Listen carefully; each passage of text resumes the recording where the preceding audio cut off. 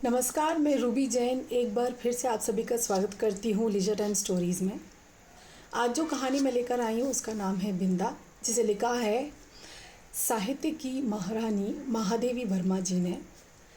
ये कहानी फिर से एक बार बता दूँ आपको, इस कहानी को लिया गया है साहित्य वैभव PUC 1 के विद्यार्थियों के लिए। ये बहुत ही उपयोगी रहेगी क्योंकि कहानियों को हिंदी पढ़ने वाले या हिंदी को कम समझने वाले विद्यार्थियों को कहानियों को इस तरीके से विस्तार में समझने का मौका मिलेगा। और मैं ये कहानी ना सिर्फ पढ़ूंगी बल्कि मैं बीच बीच में इस कहानी का मतलब भी समझाते जाऊंगी। धन्यवाद। सभी सी आँखों वाली उस दुर्बल, छोटी और अपने आप ही सिमटी सी बालिका पर दृष्टि डालकर मैंने सामने बैठे सज्जन को उनका भरा हुआ प्रवेश पत्र लौटाते हुए कहा, आपने आयु ठीक नहीं भरी है, ठीक कर दीजिए, नहीं तो पीछे कठिनाई होगी। नहीं, यह तो गत आषाढ़ में 14 की हो चुकी है। सुनकर मैंने कुछ विस्मित भाव से अपनी उस भावी विद्यार्थिनी को अच्छी तरह से देखा, जो 9 वर्षीय बालिका की तरह चंचलता से शून्य थी और 14 वर्षीय किशोरी के सलज्ज उत्साह से अपरिचित। महादेवी वर्मा जी यानी कि लेखिका जी इस छोटे से वाक्यांश में, इस छोटे से गद्य में ये बताने की कोशिश कर रही हैं कि वो एक अपने विद्यालय में आने वाले परीक्षा फॉर्म में भरे गई बालिका की तरफ ध्यान से देखते हुए उसके पिता की ओर इशारा करते हुए बोली कि यह बच्ची जो है, इसकी उम्र ठीक नहीं है, आप इसे ठीक कर दीजिए, नहीं तो आगे चल के आपको कठिनाई होगी। तो जिसके जवाब में उन्होंने कहा कि नहीं, ये तो पिछले ही वर्ष 14 साल की हो चुकी है। जबकि लेखिका का अनुभव ये कहते था कि वो बच्ची जो है ना तो 9 वर्ष की बालिका नज़र आ रही थी जिसमें चंचलता होती है, और ना ही 14 वर्ष जैसी टीनेजर जैसी दिख रही थी। आगे बढ़ते हैं। उसकी माता के संबंध में मेरी जिज्ञासा स्वगत न रहकर स्पष्ट प्रश्न ही बन गई होगी, क्योंकि दूसरी ओर से कुछ कुंठित सा उत्तर मिला, अजीब सा उत्तर मिला, चिढ़ा हुआ सा। मेरी दूसरी पत्नी है और आप तो जानती ही होंगी। और उनके वाक्य को सुना ही छोड़कर मेरा मन स्मृतियों की चित्रशाला में 2 युगों से अधिक समय की धूल के नीचे दबे बिंदा या विंध्येश्वरी के धुंधले चित्र पर उंगली रखकर कहने लगा, ज्ञात है, अवश्य ज्ञात है। वो सज्जन बता ही रहे थे कि ये उनकी दूसरी पत्नी है, और बस कहते कहते ही उस बात को बीच में से अधूरा सा सुनते हुए लेखिका कुछ 20 वर्ष पुरानी 2 युग यानी कि 20 वर्ष पुरानी यादों में खो गई, जहाँ उन्हें अपनी उस बचपन की याद आ गई जिसमें उस बच्ची बिंदा का बचपन उन्होंने अपने ही पड़ोस में देखा था। बिंदा मेरी उस समय की बाल्य सखी थी जब मैंने जीवन और मृत्यु का अमिट अंतर जान नहीं पाया था। वृंदा यानी कि बिंदा मेरी उस समय की बचपन की मृत्यु थी, और उस समय मैंने मृत्यु और जीवन में जो अंतर होता है उसे कभी नहीं जान पाया था। अपने नाना और दादी के स्वर्ग गमन की चर्चा सुनकर मैं बहुत गंभीर मुख और आश्वस्त भाव से घर भर को सूचना दे चुकी थी कि जब मेरा सिर कपड़े रखने की अलमारी को छूने लगेगा तब मैं निश्चय ही उनको एक बार देखने जाऊंगी। न मेरे इस पुण्य संकल्प का विरोध करने की किसी को इच्छा ही, और ना मैंने एक बार मरकर कभी ना लौट सकने का नियम जाना। मैं समझ ही नहीं पाई। बस मैंने तो अपने नाना और दादी के बारे में पहले ही कह दिया था।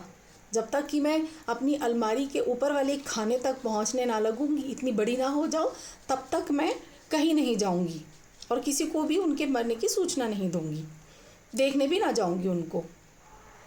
लेकिन मेरा ये संकल्प कोई कोई विरोध ही ना कर सका, क्योंकि मेरे बचपन की बात, बचपन के मुख से निकली बात को सबने अनदेखा किया और मैं आगे बढ़ गई।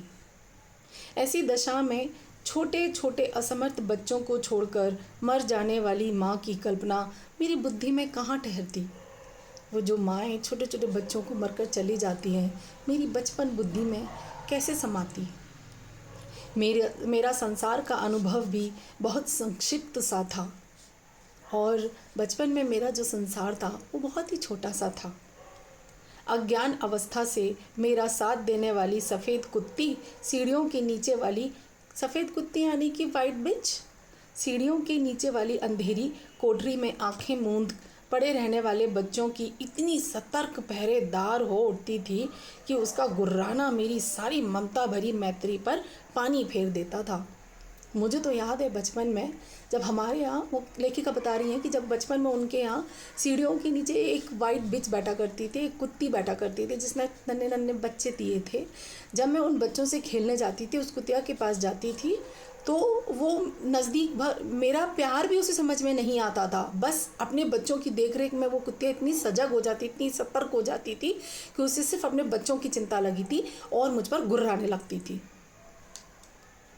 भूरी पूसी भी अपने चूहे जैसे निसहाय बच्चों को तीखे पैने दांतों में ऐसी कोमलता से दबाकर कभी लाती कभी ले जाती थी कि उनके कहीं एक दांत भी न चुभ पाता था।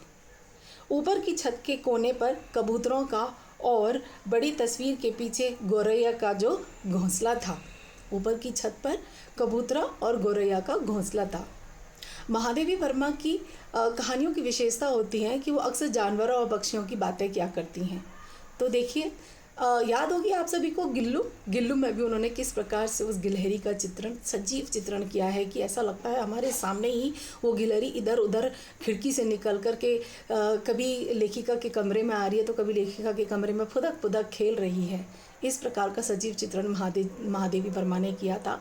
कुछ ऐसा ही चित्रण जानवरों का इस कहानी में भी वो कर रही हैं। उसमें खुली हुई छोटी छोटी चोंचों और उनमें सावधानी से भरे जाते दानों और कीड़े मकोड़ों को भी मैं अनेक बार देख चुकी थी।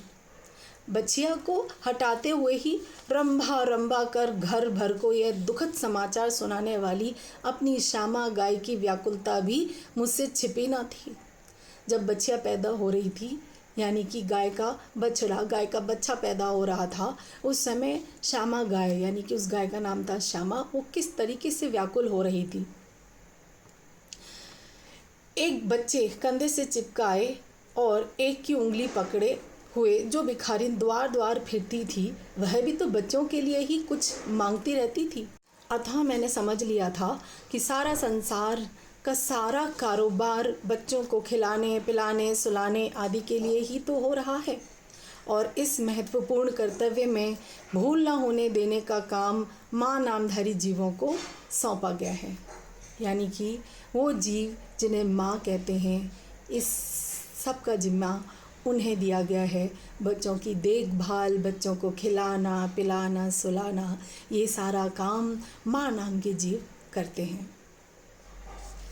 और बिंदा के भी तो माँ थी, जिन्हें हम पंडिताइन चाची और बिंदा नई अम्मा कहती थी। वे अपनी गोरी मोटी देह को रंगीन साड़ी से सजे कसे चारपाई पर बैठकर फूले गाल और चिपटी सी नाक के दोनों ओर नीले कांच के बटन सी चमकती हुई आंखों से युक्त मोहन को तेल मलती रहती थी। पंडिताइन चाची चारपाई पर बैठी रहती थी, फूले फूले गाल थे उनके, बड़े बड़ी आँखें, और अपना मोहन यानी कि अपने बेटे को के सर पर तेल मलती रहती थी। उनकी विशेष कारीगरी से सवारी पाटियों के बीच में लाल स्याही की मोटी लकीर सा सिंदूर, नीली से आँखों में काले डोरे के समान लगने वाला काजल, यानी कि बड़ी ही विशेषता से वो अपने बालों को ऊंजती थी, काटती थी, संवारती थी कि उसके बीच में से जो मांग निकला करती थी उसके बीच में वो लाल सिंदूर भर देती थी, और आँखों में सुरमा लगाती थी, काजल लगाती थी, चमकीले कर्ण फूल, और कानों में चमक चमक जैसे ईयरिंग्स पहना करती थी, गले की माला, नगदार रंग बिरंगी चूड़ियाँ और घुंघरूदार बिछुए मुझे बहुत भाते थे, क्योंकि यह सब अलंकार उन्हें गुड़िया की समानता दे देते थे। पंडिताइन चाची जो हैं कुछ इस प्रकार अपना साज श्रृंगार क्या करती थी। कानों में चमकदार इयररिंग्स पहना करती थी, गले में मोतियों की माला पहना करती थी और उनकी चूड़ियाँ रंग बिरंगी होती थी। उनके बिछुए भी घुंघरूदार हुआ करते थे, वो जो हम टोज़ में पहनते हैं, टो रिंग, उसको बिछुए कहते हैं। यह सब तो ठीक था, पर उनका व्यवहार विचित्र सा जान पड़ता था।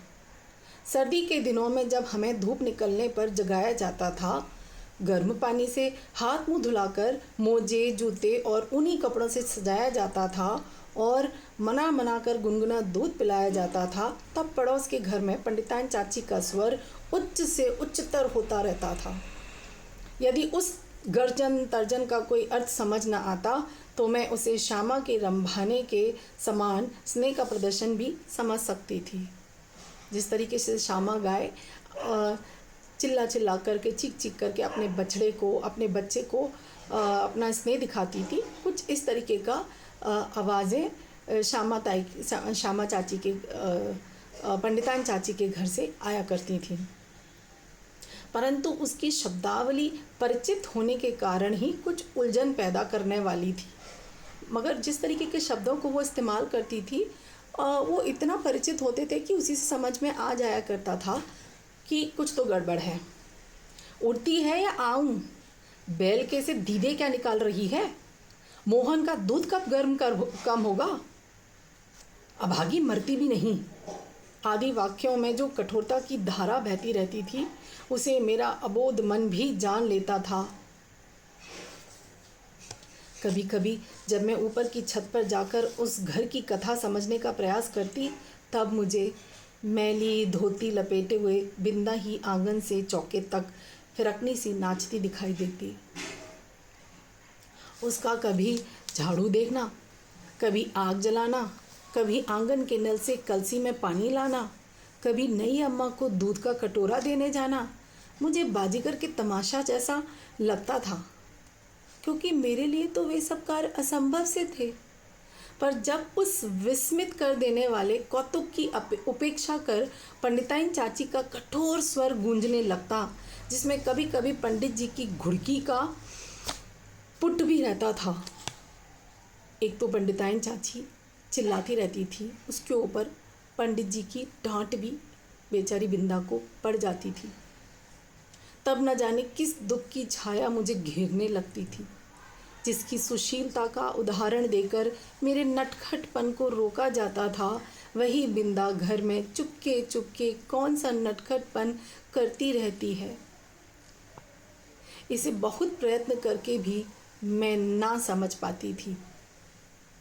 मैं एक भी काम नहीं करती थी और रात दिन ऊधम मचाती रहती, पर मुझे तो माँ ने ना मर जाने की आज्ञा दी और ना आंखें निकाल लेने का भय दिखाया। मैं ऊधम मचाती रहती थी, पर मेरी माँ ने ना तो मुझे मर जाने की आज्ञा दी और ना ही आंखें निकालने का भय दिखाया। लेखिका कहती है, एक बार मैंने पूछा भी, क्या पंडिताइन चाची तुम्हारी तरह नहीं है? माँ ने मेरी बात का अर्थ कितना समझा यह तो पता नहीं। उनके संक्षिप्त हैं से न बिंदा की समस्या का समाधान हो सका और न मेरी उलझन सुलझ पाई। बिंदा मुझसे कुछ बड़ी ही रही होगी, परंतु उसका नाटापन देखकर ऐसा लगता था मानो किसी ने ऊपर से दबाकर उसे कुछ छोटा और कर दिया हो। 2 पैसों में आने वाली खंजड़ी के ऊपर चढ़ी हुई झिल्ली के समान पतले मर्म से मढ़े और भीतर की हरी हरी नसों की झलक देने वाले उसके दुबले हाथ पैर न जाने किस अज्ञात भय से अवसन्न रहते थे, डरे हुए रहते थे, घबराए से रहते थे। कहीं से कुछ आहट होते ही उसका विचित्र रूप से चौंक पड़ना। ज़रा सी कहीं से कुछ आहट या आवाज़ होती तो वो चौंक पड़ती थी, डर जाती थी। पंडिताइन चाची का स्वर कान में पड़ते ही उसके सारे शरीर का थरथरा उठना और विस्मय को बढ़ा ही नहीं देता था, प्रत्युत उसे भय में बदल देता था, बल्कि उसके डर को बढ़ा नहीं देता था। जैसे ही चाची का स्वर उसके कानों में पड़ता था, उसका शरीर थरथरा उठता था और उससे मेरा भय, मेरा विस्मय, आश्चर्य ना सिर्फ बढ़ता था बल्कि उसे भय में बदल देता था चाची की आवाज़ भर से। और बिंदा की आंखें तो मुझे पिंजरे में बंद चिड़िया की याद दिलाती थी। एक बार जब 2-3 करके तारे गिनते गिनते उसने एक चमकीले तारे की ओर उंगली उठाकर कहा, वह रही मेरी अम्मा।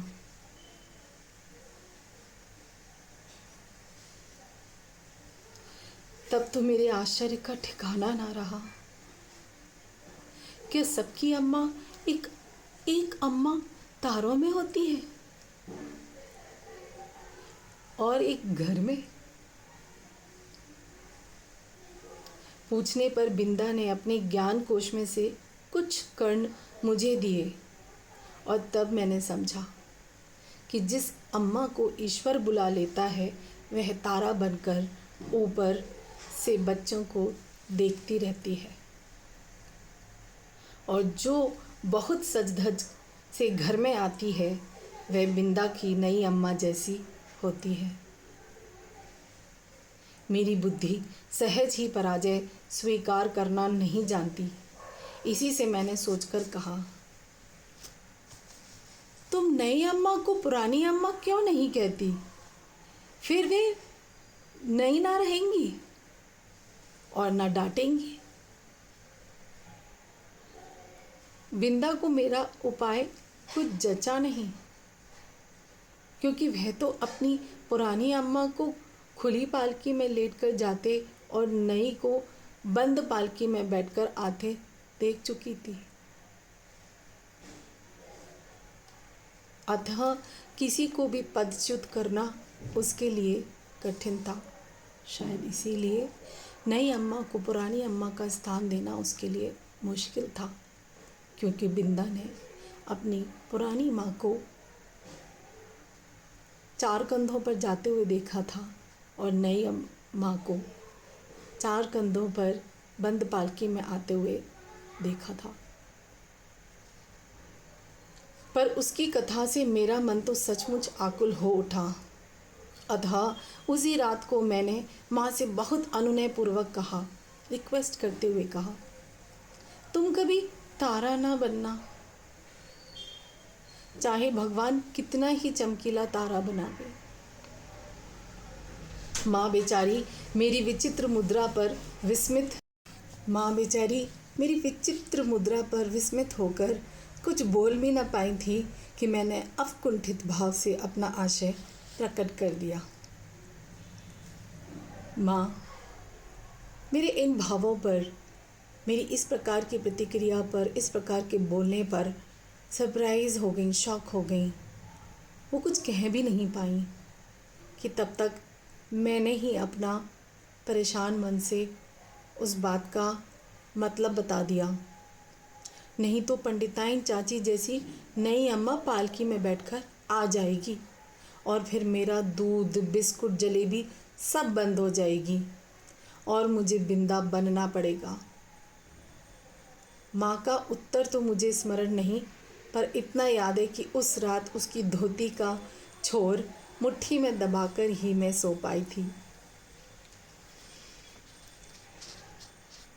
बिंदा के अपराध तो मेरे लिए अज्ञात थे, पर पंडिताइन चाची के न्यायालय से मिलने वाले दंड के सब रूपों से मैं परिचित हो चुकी थी।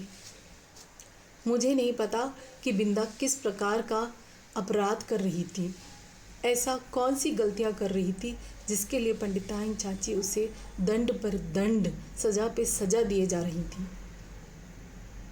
गर्मी की दोपहर में मैंने बिंदा को आंगन की जलती धरती पर बार बार पैर उठाते और रखते हुए घंटों खड़े देखा था। चौके के खंभे से दिन दिन भर बंधा पाया था और भूख से मुरझाए मुख के साथ पहरों नई अम्मा और खटोले में सोते मोहन पर पंखा झलता देखा था। उसे अपराध का ही नहीं, अपराध के अभाव का भी दंड सहना पड़ता था। इसी से पंडित जी की थाली में पंडिताइन चाची का ही काला, मोटा और घुंघराला बाल निकलने पर भी दंड बिंदा को मिला। उसके छोटे छोटे हाथों से धुल न सकने वाले उलझे तेलहीन बाल भी अपने स्वाभाविक भूरेपन और कोमलता के कारण मुझे बड़े अच्छे लगते थे।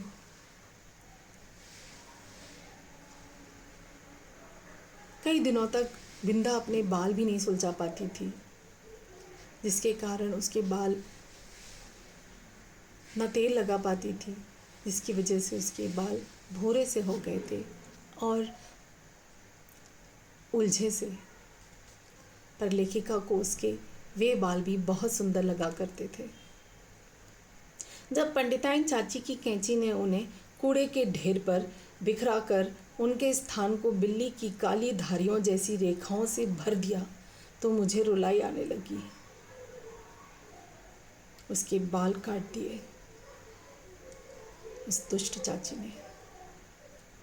पर बिंदा ऐसी बैठी रही मानो सिर और बाल दोनों नई अम्मा के ही हों। और एक दिन याद आता है, चूल्हे पर चढ़ाया दूध उफना जा रहा था। बिंदा ने नन्हे नन्हे हाथों से दूध की पतीली उतारी अवश्य, पर वह उसकी उंगलियों से छूटकर गिर पड़ी। खौलते दूध से जले पैरों के साथ दरवाजे पर खड़ी बिंदा का रोना देख मैं तो हदबुद्धि सी हो रही थी। पंडिताइन चाची से कहकर वे दवा क्यों नहीं लगवा लेती, यह समझना मेरे लिए कठिन था। उस पर जब बिंदा मेरा हाथ अपने जोर से धड़कते हुए हृदय से लगाकर कहीं छिपा देने की आवश्यकता बताने लगी, तब तो मेरे लिए सब कुछ रहस्यमय हो था।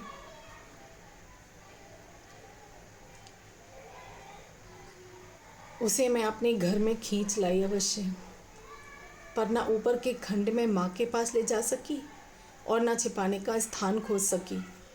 इतने में दीवारें लांग कर आने वाले पंडिताइन चाची के उग्र स्वर ने भय से हमारी दिशाएं रूंध दी थी।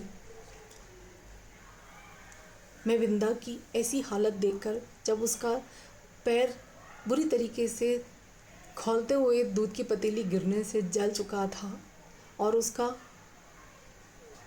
उस पर धड़कते हुए दिल पर मेरा हाथ रख कर के इस तरह इशारा करना कि चुप हो जाओ, नहीं तो चाची सुन लेगी, मुझसे रहा ना गया और मैं खींच कर उस बिंदा को अपने घर ले आई।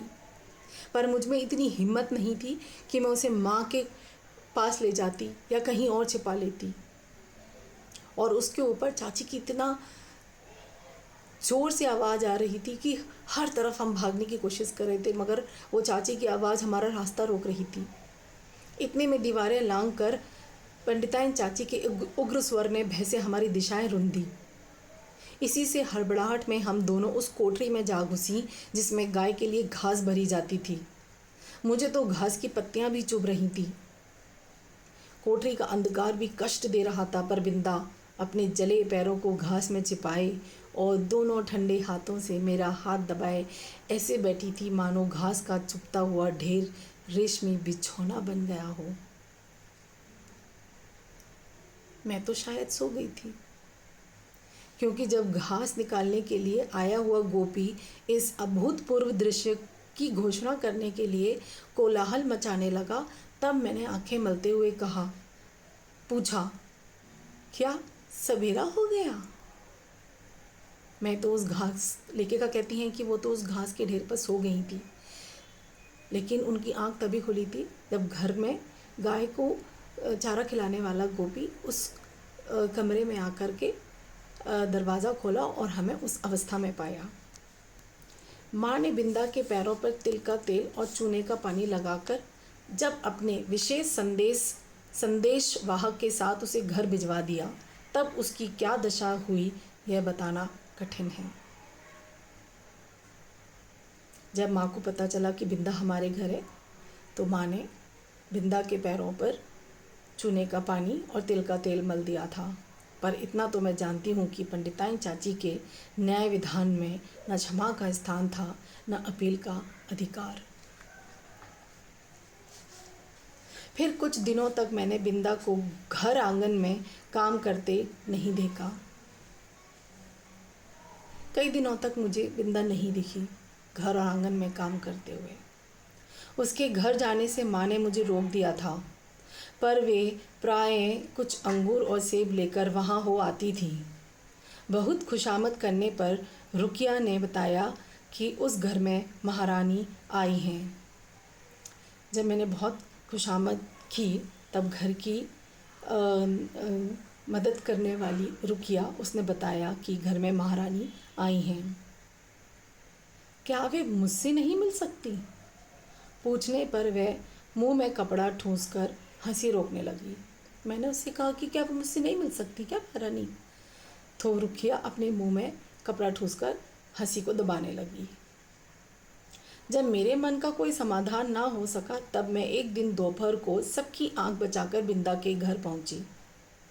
नीचे के सुनसान खंड में बिंदा अकेली एक खाट पर पड़ी थी। आंखें गड्ढे में धंस गई थी, मुख दानों से भरकर न जाने कैसा हो गया था, और मैली सी चादर के नीचे छिपा शरीर बिछौने से भिन्न ही नहीं जान पड़ता था। समझ ही नहीं आता था कि उसका शरीर बिंदा जो है वो किसी बिछौने पर लेटी हुई है। इस तरीके से मैला कुचैला हो रहा था, उसी प्रकार बिंदा की हालत भी हो रखी थी। डॉक्टर दवा की शीशियां सिर पर हाथ फेरती हुई माँ और बिछौने के चारों चक्कर काटते हुए बाबूजी के बिना भी बीमारी का अस्तित्व है, यह मैं नहीं जानती थी। इसी से उस अकेली बिंदा के पास खड़ी होकर मैं चकित सी चारों ओर देखती रह गई। बिंदा ने ही कुछ संकेत और कुछ अस्पष्ट शब्दों में बताया कि नहीं अम्मा, मोहन के साथ ऊपर के खंड में रहती हैं, शायद चेचक के डर से। सवेरे शाम बरौनी आकर उसका काम कर जाती थी, काम वाली आकर के उसका काम कर जाती थी। फिर तो बिंदा को देखना संभव ना हो सका, क्योंकि मेरे इस आज्ञा उल्लंघन से माँ बहुत चिंतित हो उठी थी। एक दिन सवेरे ही रुकिया ने उनसे न जाने क्या कहा कि वे रामायण बंद कर बार बार आंखें पोंछती हुई बिंदा के घर चल दी। जाते जाते वे मुझे बाहर न निकलने का आदेश देना नहीं भूली थी। इसी से इधर उधर से झांक कर देखना आवश्यक हो गया। रुकिया मेरे लिए त्रिकालदर्शी से कम न थी। घर में मदद करने वाली रुकिया, उसकी पैनी निगाह मुझ पर थी, परंतु वह विशेष अनुनय विनय के बिना कुछ बताती ही नहीं थी, और उससे अनुनय विनय करना मेरे आत्मसम्मान के विरुद्ध पड़ता था। अतः खिड़की से झांककर मैं बिंदा के दरवाजे पर जमा हुए आदमियों के अतिरिक्त और कुछ न देख सकी, और इस प्रकार की भीड़ से विवाह और बारात का जो संबंध है उसे मैं जानती थी। तब क्या उस घर में विवाह हो रहा है? और हो रहा है तो किसका? आदि प्रश्न मेरी बुद्धि की परीक्षा लेने लगे। पंडित जी का विवाह तो तब होगा जब दूसरी पंडिताइन चाची मरकर तारा बन जाएंगी, और बैठ ना सकने वाले मोहन का विवाह संभव नहीं। यही सोच विचार कर मैं इस परिणाम तक पहुंची कि बिंदा का विवाह हो रहा है और उसने मुझे बुलाया तक नहीं। इस अचिंत्य अपमान से आहत मेरा मन सब गुड़ियों को साक्षी बनाकर बिंदा को किसी भी शुभ कार्य में ना बुलाने की प्रतिज्ञा करने लगा। खुद ही अपनी उधेड़ बुन में उलझी हुई थी लेखिका कि आखिर बिंदा के घर में चल क्या रहा है, ये भीड़ किस प्रकार की। अगर शादी ब्याह होता है तो समझ आ जाता है, और अगर बिंदा का विवाह हो रहा है तो उसने मुझे बताया क्यों नहीं। पंडिताइन जब तक मरेगी नहीं तब तक दूसरी पंडिताइन नहीं आ सकती, और मोहन तो इतना छोटा है कि उसका विवाह हो ही नहीं सकता। इस तरह के उधेड़-बुन में थी, और यही भावकर कि अगर बिंदा ने शादी की है, शादी हो रही है और उसने मुझे बुलाया है, तो मैं भी गुड़िया की कसम खाती हूँ अपनी कि अपने किसी भी शुभ काम में उसे नहीं बुलाऊंगी। कई दिन तक बिंदा के घर झांक झांक कर जब मैंने माँ से उसके ससुराल से लौटने के संबंध में प्रश्न किया, तब पता चला कि वह तो अपनी आकाशवासिनी अम्मा के पास चली गई।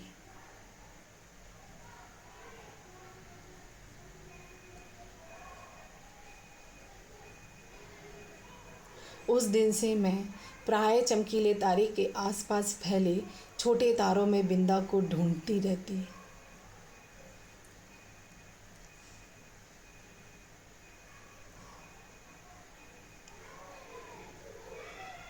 पर इतनी दूर से पहचानना क्या संभव था?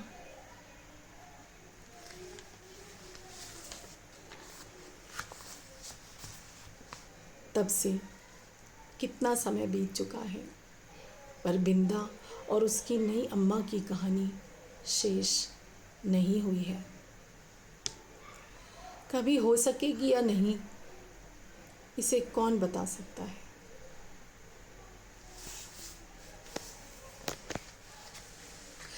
कहानी तो समाप्त हुई दोस्तों, मगर आज भी कई बच्चे माँ ही नहीं, पिता भी साथ में माँ बाप के बिना अनाथ हो जाते हैं और अनाथ आश्रम में रहने लगते हैं। कौन जाने उन्हें किस प्रकार का माहौल मिलता है, उन्हें वो ममत्व मिल पाता है या नहीं, उन्हें वो प्रेम, वो प्यार जिसके वो हकदार होते हैं, वो मिल पाता है या नहीं। और जिन घरों में माँ के चले जाने के बाद नई माएँ आकर की जगह ले लेती हैं, तो उस सौतेली माँ का किस प्रकार का चरित्र होता है और वो सौतेली माँ किस प्रकार उन बच्चों की देखभाल करती है, उसका सजीव चित्रण महादेवी वर्मा जी ने इस कहानी में किया है। बिंदा नई माँ के आने पर कैसी हो जाती है, उसे माँ तो माँ, पिता का भी प्रेम नहीं मिल पाता। अक्सर ये कहानियाँ अपने आसपास के माहौल से ही उठ कर के जन्म लेती हैं।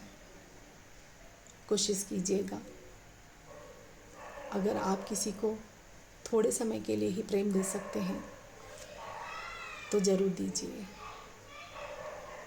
धन्यवाद।